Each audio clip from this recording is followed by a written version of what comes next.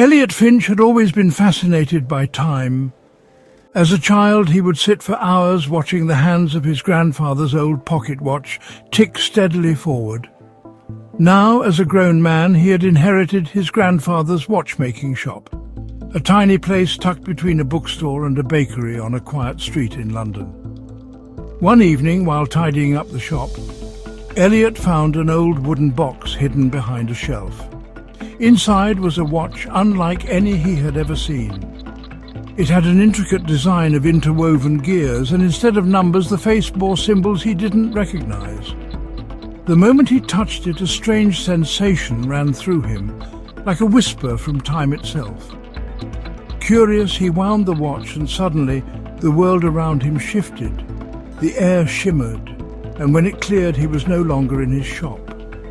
Instead, he stood in the same spot, but the buildings around him were different, older, as if he had stepped back in time. Elliot spent days exploring the past, marveling at the world as it had been centuries ago. But he soon discovered the watch had a flaw. Every time he used it, he lost memories.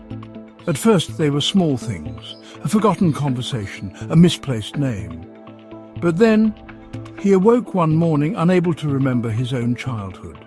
Desperate, Elliot sought out a historian, hoping to understand the watch's origins. The man recognized the symbols on the watch as an ancient script meaning the keeper's toll. It was a warning.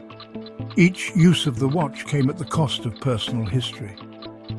Realizing he was losing himself, Elliot made a painful decision. He returned to his shop and locked the watch away, vowing never to use it again. Slowly, his memories stopped fading, though the ones he had lost never returned. The price of tampering with time had been steep, but he had learned an invaluable lesson. Some things, like time, are best left untouched. From that day forward, Elliot continued his work as a watchmaker, but now he did so with a new appreciation for the simple, steady ticking of a clock. Moving forward, always forward, never back.